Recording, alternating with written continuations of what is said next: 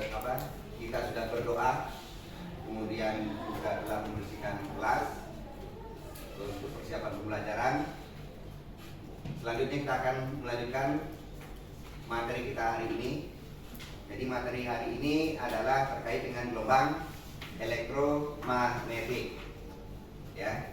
Jadi tujuan dari pembelajaran hari ini adalah yang pertama, kalian mengetahui hakikat dari gelombang elektromagnetik. Kemudian yang kedua adalah mengetahui sifat-sifat gelombang elektromagnetik. Kemudian yang keempat adalah terkait dengan spektrum gelombang elektromagnetik. Kemudian yang keempat adalah energi gelombang elektromagnetik.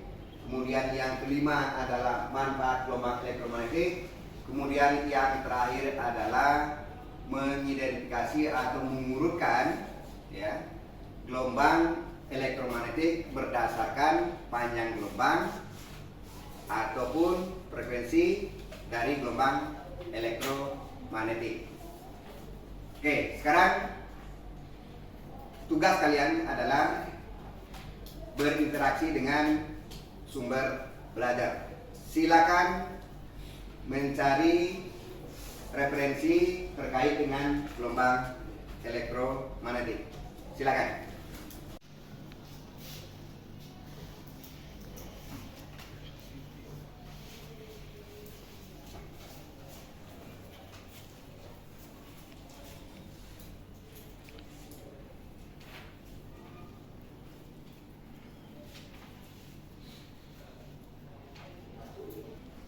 Oke, sudah berinteraksi dengan sumber belajar, nah? Sudah dapat semua poin, ya, poin-poin yang kita pelajari, yang akan kita pelajari? Sudah. Oke, selanjutnya kita diskusi. Yang pertama adalah terkait dengan pengertian atau hakikat dari gelombang elektromagnetik. Kira-kira siapa yang bisa menjelaskan pengertian atau hakikat gelombang elektromagnetik? Oke, silakan. Nah, teman-teman, berdasarkan referensi yang saya baca, pengertian dari gelombang elektromagnetik adalah gelombang yang dapat memancar tanpa media rambat yang membawa muatan energi listrik dan magnet. Oke, sama. Oke, jadi pada prinsipnya adalah bahwa gelombang elektromagnetik itu tanpa medium, ya? Oke.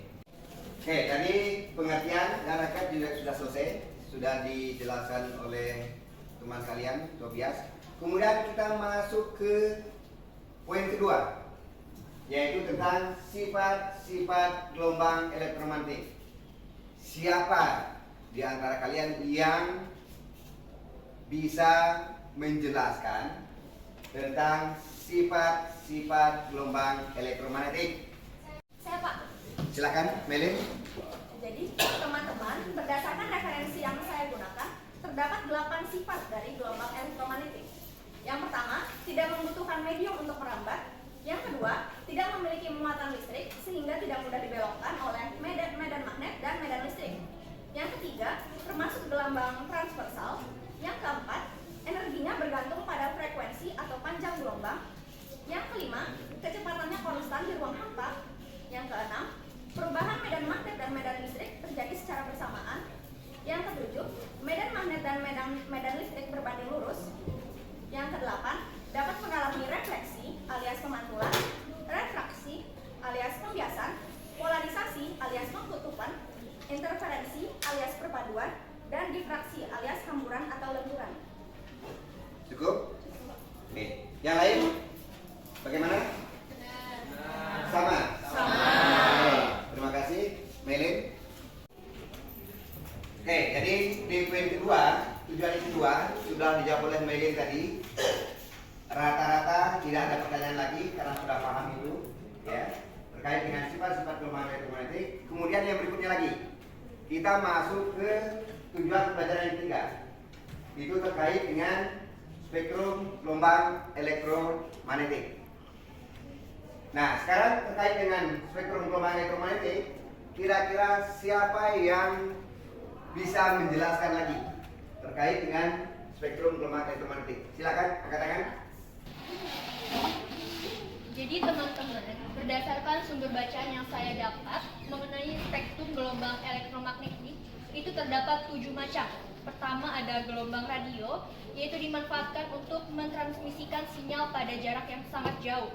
Yang kedua yaitu gelombang mikro. Ketika gelombang mikro diserap oleh sebuah benda, maka akan muncul efek pemanasan pada benda tersebut. Biasanya ini digunakan dalam teknologi microwave oven dan juga satelit, komunikasi satelit. Yang ketiga yaitu sinar inframerah. Sinar inframerah itu tidak dapat terlihat, tetapi dapat terdeteksi di atas spektrum cahaya merah yang dipakai untuk memindahkan energi yang tidak terlalu besar. Yang keempat, cahaya tampak, yaitu memiliki spektrum elektromagnetik yang bisa dideteksi oleh mata manusia seperti warna-warna Mijiku Hibinimu. Yang kelima yaitu sinar ultraviolet. Sumber utama yang memancarkan sinar ultraviolet adalah matahari. Yang keenam yaitu sinar X. Sinar ini memiliki nama lain, yaitu sinar Rothschild. Merupakan salah satu bentuk dari radiasi elektromagnetik. Yang terakhir yaitu ada sinar gamma, memiliki frekuensi paling tinggi dan daya tembus paling besar dari semua sinar yang ada di alam semesta. Sekian dan terima kasih. Oke, terima kasih Tiara penjelasannya terkait dengan spektrum gelombang elektromagnetik. Saya kira tadi sudah jelas semua ya. Itu urutannya adalah dari gelombang apa pertama? Gelombang radio, kemudian mikro, kemudian infrared, inframerah, lanjut cahaya tampak, terakhir, kemudian lanjut lagi ultraviolet, kemudian X, kemudian yang terakhir.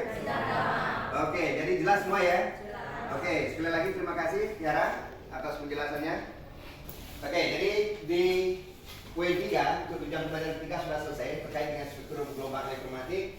Kemudian selanjutnya kita masuk ke energi gelombang elektromagnetik. Ya, masuk ke energi gelombang elektromagnetik.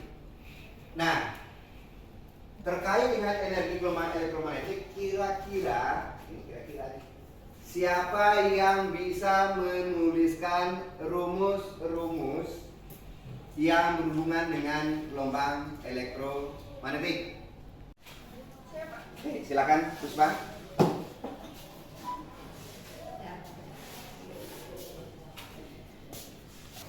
Di sini aku tulis. Nah, untuk rumus energi gelombang elektromagnetik itu rumusnya adalah E sama dengan H dikali F. Dengan keterangan energi E itu adalah energi radiasi dengan satuan joule. Kemudian H itu adalah konstanta Planck. Konstanta Planck yang dia besarnya itu adalah 6,6 dikali 10 pangkat minus 34 joule second. Tadi F sudah tahu, F itu adalah frekuensi. Nah, di sini kita bisa ubah nih si frekuensinya ini dengan suatu satuan dengan cara membalik rumus. Yang mana kita tadi udah dapat rumus ini bisa kita bisa ubah tempatnya. Jadi untuk mendapatkan F itu sama dengan C dibagi lambda. Dengan cara lambdanya itu ditaruh ke bawah sini ya. Kalau dia pindah itu nanti jadinya bagi. Kita tinggal bisa ubah langsung jadinya H dikali C bagi lambda untuk menghilangkan si F-nya tadi atau mengganti si F-nya tadi. Jadinya C per lambda. Kita dapatkan rumus baru. Terima kasih Puspa atas penjelasannya ya terkait dengan energi gelombang elektromagnetik. Saya kira ini sudah lengkap semua ya, terkait juga nama-nama besarannya beserta satuannya ya. Kira-kira yang lain masih ada menemukan energi yang lain selain ini rumusnya? Tidak ada, sama semua. Sumbernya sama kebetulan ya. Yang diperoleh dari sumber bacaan sama ya. Oke. kelima, tujuan pembelajaran yang kelima terkait dengan manfaat gelombang elektromagnetik. Saya lanjutkan ya. Sebelum kita diskusi nanti, kita masuk ke manfaat gelombang elektromagnetik. Siapa yang bisa memberikan penjelasan ke teman-temannya terkait manfaat gelombang elektromagnetik? Oke, silakan Adelia. Berdasarkan dari sumber bacaan yang telah saya cari di internet, saya menemukan ada beberapa manfaat dari gelombang elektromagnetik. Yang pertama, manfaat gelombang radio dapat dimanfaatkan sebagai mentransmisikan sinyal komunikasi berupa siaran radio dan stasiun TV. Kemudian gelombang mikro, jenis gelombang ini dapat dimanfaatkan pada microwave atau oven untuk memasak dan menghangatkan makanan. Lalu sinar inframerah banyak dimanfaatkan, contohnya pada remote control dalam mentransmisikan data dalam bentuk energi.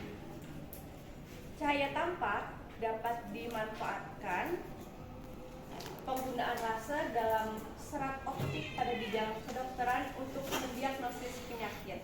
Nah, selanjutnya kita masuk ke mengurutkan sekarang. Mengurutkan gelombang elektromagnetik berdasarkan panjang gelombang ataupun frekuensinya. Nanti mengurutkannya dari yang paling kecil sampai ke paling besar. Artinya apa? Panjang gelombang dari yang paling kecil ke paling yang besar, atau dari frekuensi yang kecil ke frekuensi yang lebih besar. Oke, terkait dengan mengurutkan ya, gelombang elektromagnetik berdasarkan panjang gelombang, urutan panjang gelombang dan frekuensi, kira-kira ada yang bisa menjelaskan? Saya, Pak. Oke, silakan Risma. Baik, teman-teman, dari sumber bacaan yang saya temukan, urutan spektrum gelombang elektromagnetik berdasarkan panjang gelombang dari yang terkecil hingga terbesar, yaitu pertama, sinar gamma, sinar X, ultraviolet, cahaya tampak, inframerah, gelombang mikro, lalu gelombang radio. Sedangkan untuk urutan spektrum gelombang elektromagnetik berdasarkan frekuensi gelombang dari yang terkecil hingga terbesar itu adalah kebalikan dari urutan panjang gelombang, yaitu gelombang radio, gelombang mikro, inframerah, cahaya tampak, ultraviolet, sinar X, lalu sinar gamma. Sekian, terima kasih. Yang lain, urutnya tadi masih ingat nggak? Benar nggak apa yang disampaikan oleh Risma? Berdasarkan panjang gelombang, urutan dari panjang gelombang dari yang paling apa tadi Risma? Terkecil. Terkecil ke yang besar, panjang gelombang terkecil ke terbesar. Yang pertama apa tadi? Gelombang paling kecil panjang gelombangnya? Sinar gamma. Kemudian X, lanjut ultraviolet, cahaya tampak, infrared, inframerah, mikro, kemudian radio. Sementara untuk frekuensi kebalikan ya. Karena apa? Karena kalau kita melihat dari sini, nah, ini apa yang dijelaskan oleh Puspa tadi, C ini adalah konstan. Nilainya adalah berapa tadi Puspa? 3 kali 10 pangkat 8 meter per sekon. Maka nilai kita benar. Ketika ininya kecil, panjang gelombangnya kecil, maka frekuensinya besar karena frekuensi dan panjang gelombang itu adalah berbanding terbalik. Paham ya? Ketika panjang gelombangnya besar, maka frekuensinya kecil. Kalau misalkan panjang gelombangnya kecil, maka frekuensinya besar. Sementara ini nanti energi mengikuti atau sebanding dengan frekuensi. Energi sebanding dengan frekuensi. Artinya apa? Semakin besar frekuensinya, maka energinya juga semakin besar. Karena kebalik dengan ini. Kalau panjang gelombangnya besar, maka ini kecil karena pembagiannya besar. Tahu ya? Nah, ya. Jadi urutan frekuensi itu sama dengan urutan dari energi, ya, sama. Kalau semakin besar frekuensinya, maka energi juga semakin besar. Tapi terbalik, semakin besar panjang gelombangnya, maka energi semakin kecil dan frekuensi juga semakin kecil. Gimana? Jelas Kak penjelasan dari Wisma tadi? Jelas ya? Oke, kalau jelas ya. Jadi tujuan pembelajaran kita hari ini ya sudah kita peroleh semua ya. Nah, nanti kita akan lanjutkan ke latihan soal terkait dengan materi gelombang elektromagnetik ini. Di dalam latihan soal nanti itu akan kita memperdalam lagi ya. Nah, karena waktu juga sudah habis, kita akhiri pembelajaran kita pada pagi hari ini ya.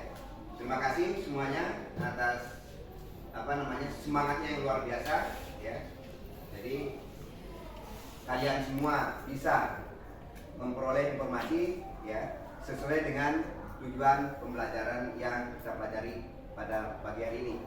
Oke, jadi Bapak tutup hari ini pembelajaran. Terima kasih. Selamat pagi. Terima kasih semuanya.